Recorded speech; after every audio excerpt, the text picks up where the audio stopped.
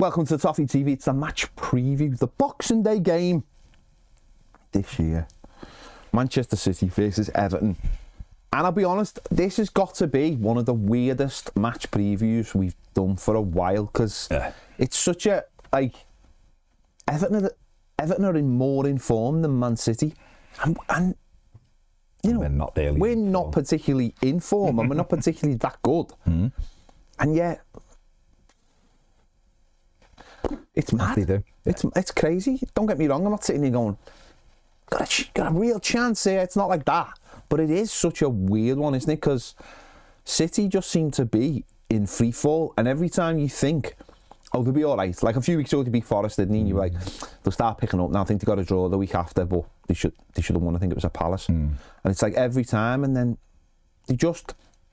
And you look at the team and go, oh, it's because blah, blah, blah. And then you look at the team and go, no, that's actually quite a good team. It's actually quite a good team. It's weird, isn't it?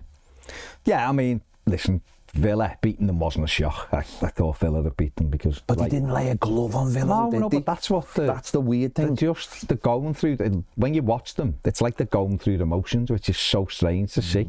This collection of players with this manager playing the way they are. And listen, every team can drop off. You can have a drop-off season. And the injuries have hurt them. You know, they get one back and then they lose another one, and Stones has come back and he's gone off injured and things like that. Haaland, they're not giving him chances. His confidence is low. I think he got half of his goals in August, what he scored so far this season, so they're not creating loads for him. Had this game been at Goodison, I think I'd have fancied Everton marginally, which sounds absolutely crazy to say right now. I think with it being at the Etihad, I think the problem Everton will have in this game is that we'll do exactly what we did at Arsenal, exactly what we did against Chelsea, which we'll give the ball up, which we know. I mean, the other day we've had 25% possession at home, which personally I think is atrocious, but that's the way we play. We play sort of on the counter or trying to grind the result out. I think it's dangerous doing that with Man City at the Etihad, because they won't have to worry about a quick break because we don't really have any pace in our team. But that being said, the manager's defensive performance in the last two games of everyone digging in and staying compact, I think that'll stand Everton in good stead. The issue is always with the way we set up, is if we go behind, there'll be a real issue. But I think defensively we've got the capability to frustrate Manchester City, who do at the moment just end up side to side with the ball, and we'll see where we go with it. But Everton might have Dwight McNeil back for that one as well. Therefore, the set plays will be key. No, I think you're right. I think Man City haven't been. I mean, obviously they've been losing a lot of games, but I think the possession has been a little bit. When I say closer, they've still been like having more possession, but it's been a little bit more like 60-40, let's say.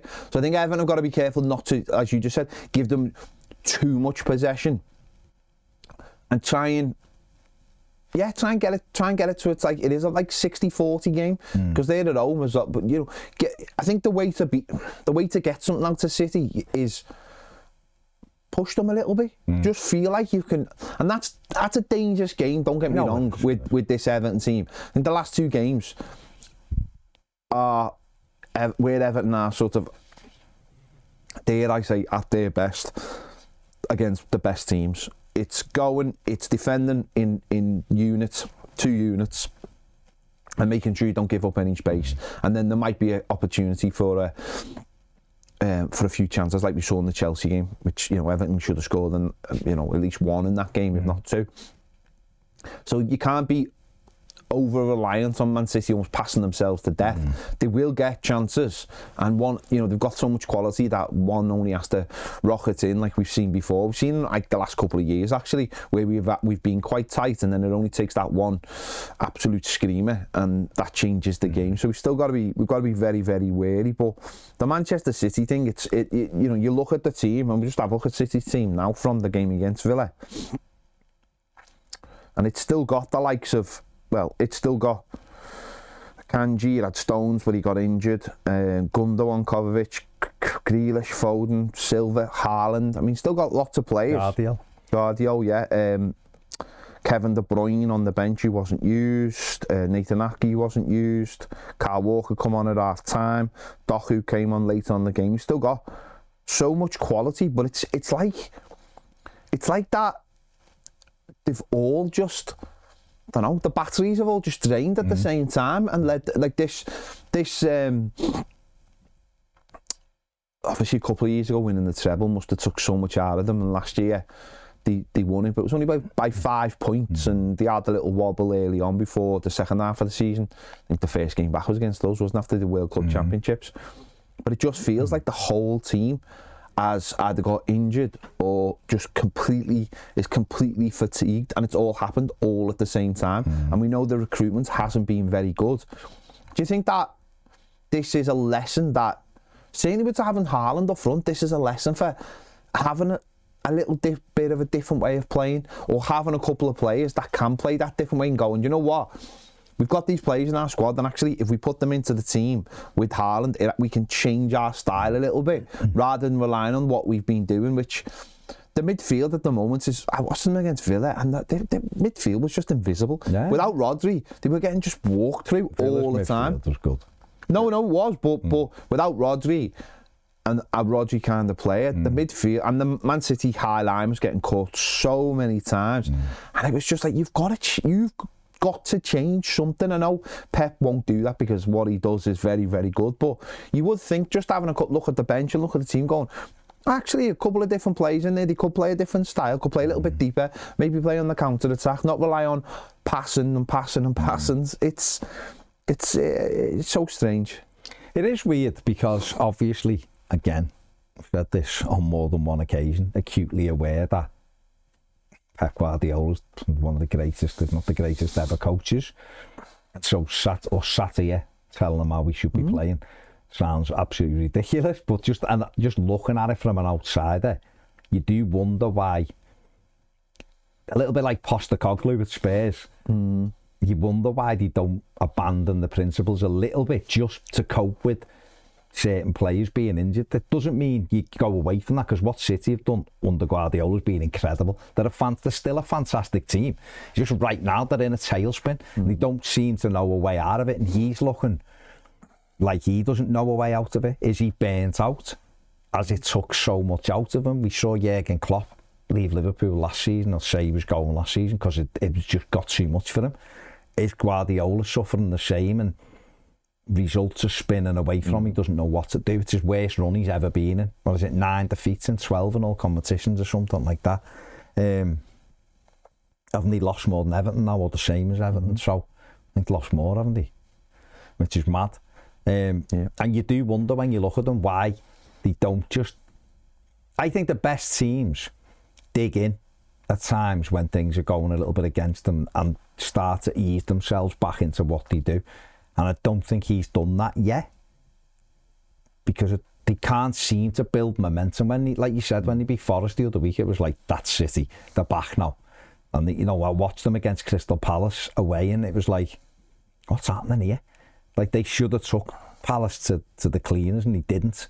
And they were all over the place a little bit, and then they obviously lost the Manchester derby, from winning, and that 3-0 up in Europe against was a Feyenoord, 3-3. They're just no digging in from them. Yeah, and that's it. And I wonder, listen, I've joked with James going into this that the way kids have how many days till Santa comes, Guardiola's got how many days till Everton come, you know what I mean? Because that's normally a home win for them.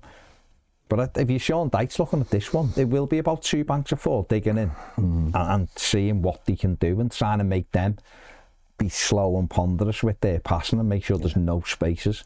There is a danger to that, of course. If they get a goal, Everton don't tend to come back. But that's all we can do. But they've got Everton, then they've got Leicester away, and then they've got West Ham at home. So the next 5 are easy. So if they can't pick up some points out of that, then that is have genuine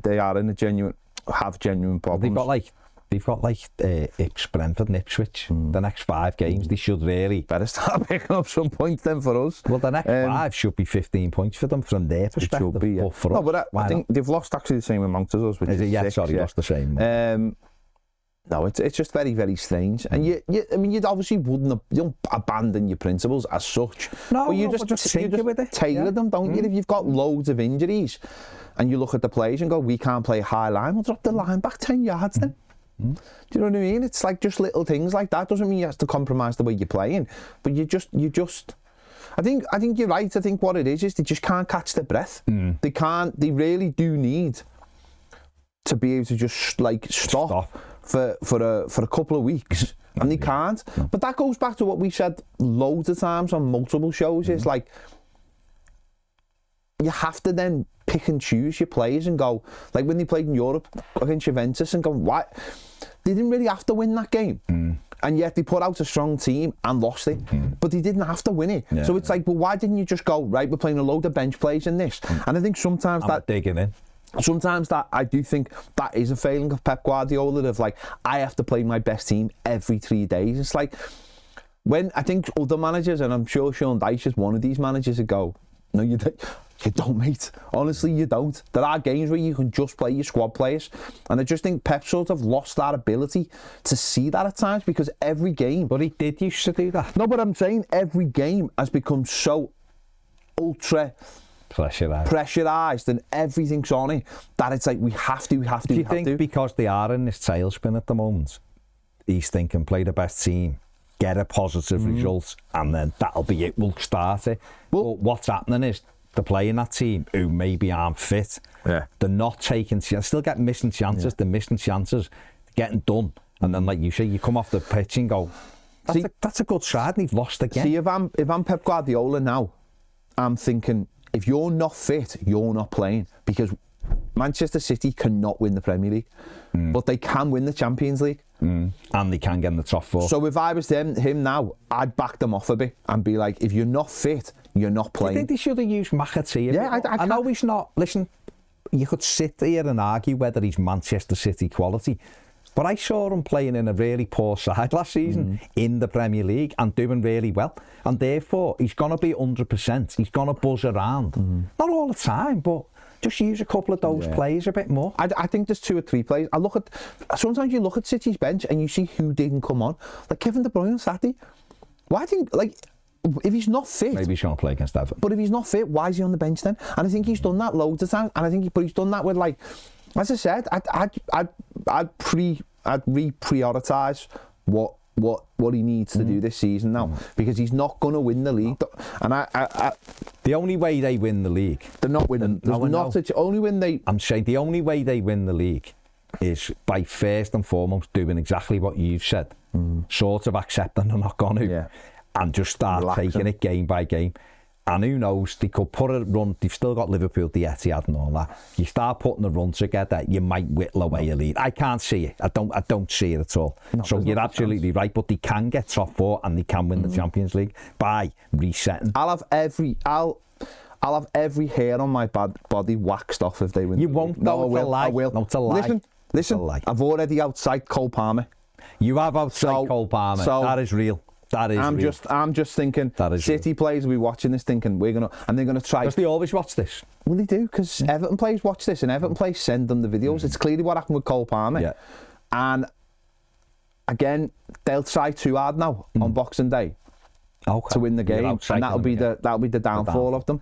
I think Pep will watch you selling them out to run a team. And the thing about it is, right, you can always say this, like, people can have as much experience as they want in football, but it doesn't mean average football fans, or the average man, or the average woman, or the average whatever, can sit here and go, what they're saying. You've made a mistake here. Do you know what I mean? Especially when if a pilot flies a plane into a mountain, I know he's done something wrong, haven't I? But I'm not a pilot. Do you know what I mean? Probably better examples for you. No, I know, but I'm not. Do you know what I mean? I'm not a pilot. Do you know what I mean? Santa does deliver all the toys, then he's done something wrong. Exactly. He's done something wrong, hasn't he? He's failed. He's failed if he delivers. Doesn't mean he's not. If he's delivered to someone who's on the naughty list and he's somehow slipped through the crack, he's failed, hasn't he? It doesn't mean his XG's not brilliant and he's done it year after year.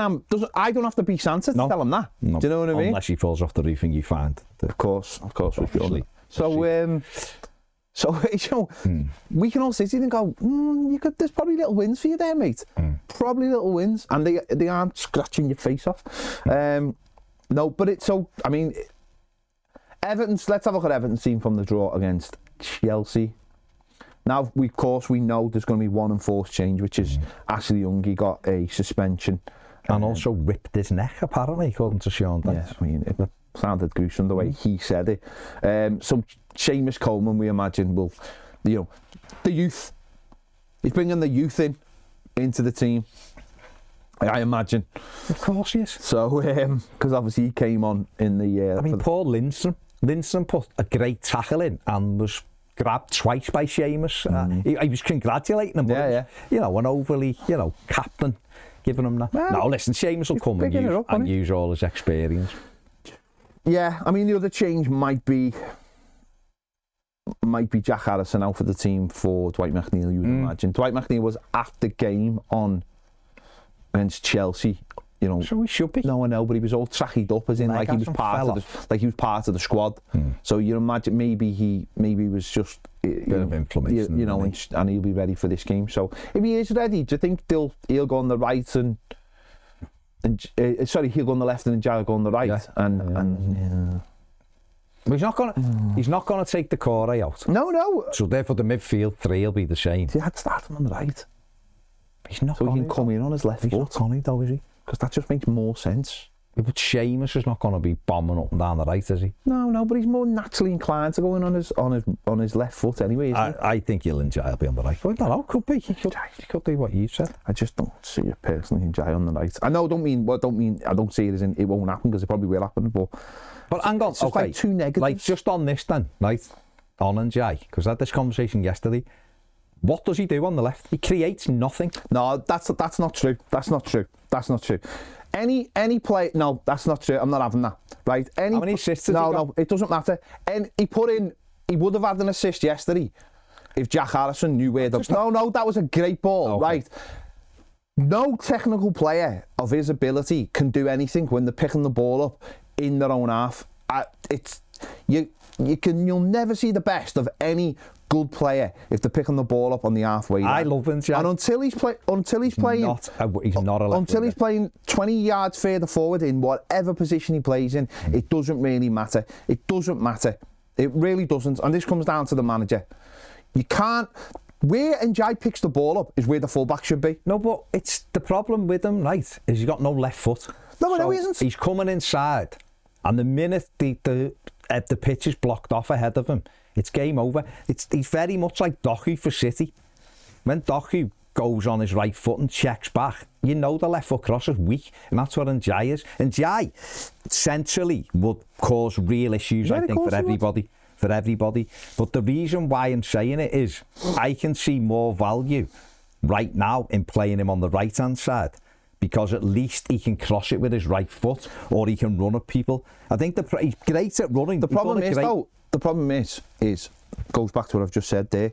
If he plays on the right and he's going to, the fullback is going to shepherd him out because he's so deep, and he's too deep. He should be playing with a string attached to the number 9. But he's not going to. So I'm saying, if McNeil is available and Njai is available, I don't mind the manager switching him, because I don't mind them switching him during the game. McNeil will do anything cutting in. I think when he's central, he creates and he gets shots away. But I think on the left, at least he can throw it in with his right. I just think with his left, and then Njai do the same with his right. I just think off the right, he could find that pocket that he likes playing in when he plays central. I get it. I just think it's... I think both of them would suit having a tackle. So when Njai is on the left, having a raiding left back would really help him, because it'd open up for him. And I think... Hang on, sorry. Why are we talking in an attacking sense? Yeah, I don't know. We're going to Manchester City. Yeah. We just wasted 5 minutes talking about Everton attacking. Yeah. What is wrong with us? We are full of... might get a corner or a free We're full of the Christmas spirit. It's gone to our heads. What are we doing? That's what it is. What are we doing? That's what it is. We've got to, just in case we get an option. We might get an option. Well, at least Brien will be back, though. Yeah, Brien will be back in the squad. That'll be an option. Yeah. Obviously, we had Timothy on the bench. We'd have 3 strikers on the bench, won't we? Well, who's he going to leave out? I think he'll leave Timothy out. Do you? I don't know. I've been talking him up for ages. I know, but Young's out, don't forget. True. Could Schmitty play right wing back? Why not?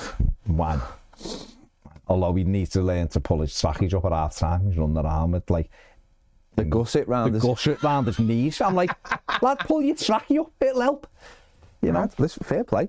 Would you start Roger?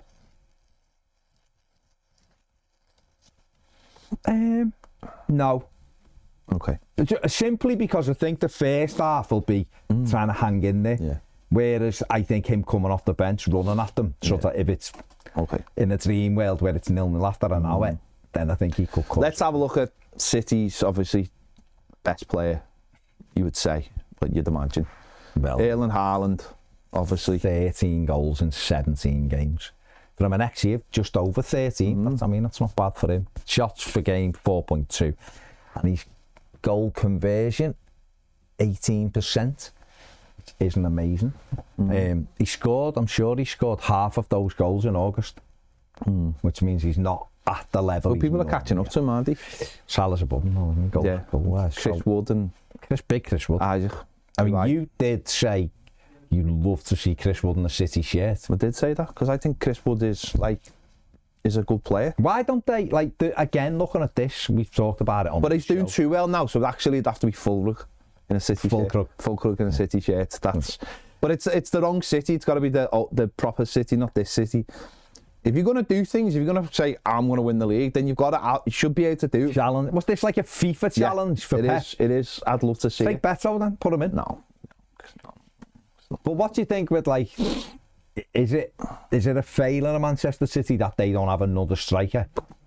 Well, yeah. Not that because Haaland... City's recruitment's worse than ours. Haaland's incredible, but I've given him a partner, give him someone to come on and help him out, give him someone to... Do you know what I mean? Because he has to do it all, doesn't he? Yeah. Haaland is... I think we've sort of said it from the start, but you let it go because the amount of goals he scored. The City do not play in any way, shape or style that suits Erling Haaland, and it's proving it right now because he gets probably as many chances as Dom.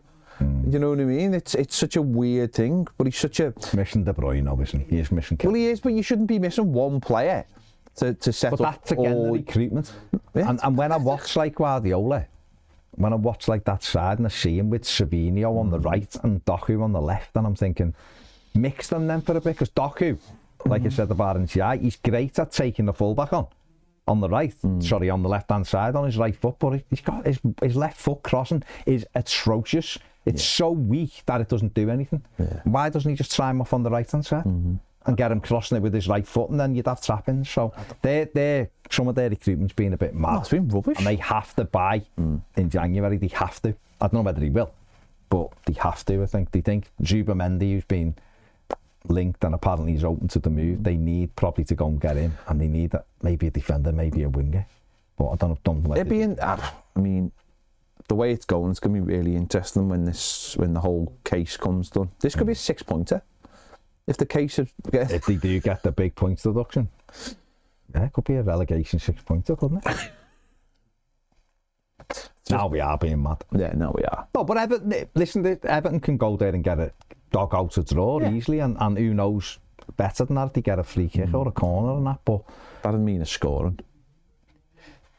Yeah, you go aim for a 0-0. A 0-0. The Etihad. I forgot what goals look like. It'd be difficult though, won't you? You mean for Wolves, were you?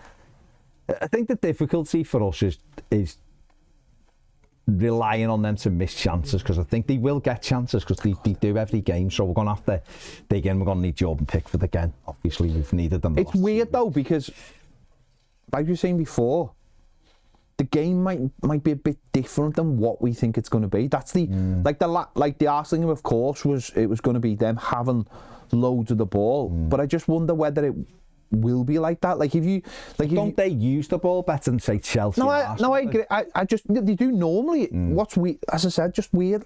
You just think You're going for it. You fancy? no, I it, don't. I don't. You're going for a 2-11 no, I win, don't aren't you? actually fancy it whatsoever. But what I'm thinking is just No, it could be giving them too much of the. Like I said before, giving them almost too. Well, not almost. Giving them too much of the ball.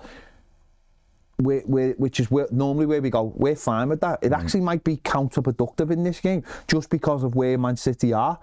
I don't know. That's what I'm saying. It's so difficult. I think when United played them, it was almost like rope-a-dope. Like, don't get me wrong, Man United like couldn't have got two bigger opportunities gifted to them. Yeah, United didn't win it. But what they did was, and I think this is really relevant, is stay in the game. No matter what, stay in the game. This City team will give us a chance. Yeah. They will give us at least 1 or 2 chances. There's a soft underbelly there at the moment, and they will give us a chance. So even if we went behind, don't throw your principles out. Sure, though, at United, what happens? We went behind, and that was it. We done all right for the opening half an hour. We can't do that again because these will punish you. You've got to, Still, and any Man City fan watching. Still a fantastic side. We're not sitting here thinking these are crap now, because they're not. But right now, compared to the standards of the past, they're way off it at the moment, aren't they? And this is an opportunity for Everton to dig something out. Yeah, absolutely. They'll have to stay in the game. They just don't look mentally very tough at the moment. They all just look like there's an internal battle with every of them. Players, with the manager, with each other. I don't know. None of them look happy, do they? His interview after Villa was like, yeah, we've got no confidence, none of us. And you know, it's good to hear, because players do go through them things, don't they? And let's hope it carries on just for this game. Yeah, but we'll see. Just try and get something out of it. We'll see. It'll be very, very interesting. Very, very interesting. I don't know. We'll wait and see. Boxing Day. What time is it? 12 o'clock? 12. Is it 12:30? 12 on Boxing Day. Beat it out the way early. Yeah. Get on with watching like a film. Fox and the Hounds or something. Fox and the Hounds or something, you know what I mean, afterwards. You know, Fantastic Mr. Fox, is that on or something? I have no idea. What is Fox and the Hounds? You never seen Fox and the Hound? Disney film from like the late 70s. Oh, that, yeah. Where a Fox and a Hound become unexpected best friends. You know what I mean? It's all about, isn't it? It is, it's Christmas spirit. Get some. Or you could watch the horse, the fox, the boy, and the badger. I don't know. Gruffalo. Stickman, all of them, all of these, all the things. Stickman's a belter. It's not Christmas, but he's a belter. Sounds a bit of a thin plot. Thin plot? How do you know I didn't say the stick was thin. No, sticks are thin. Otherwise, people wouldn't go, your stick thin. After you've just had some kind of needle. Anyway, we digress. You digress. We digress. It is. Merry Christmas, that's all I'm saying. Merry Christmas. And we hope that nobody gives you a Cole Palmer celebration for Christmas, because you'd have to pay for it. You would. That is correct.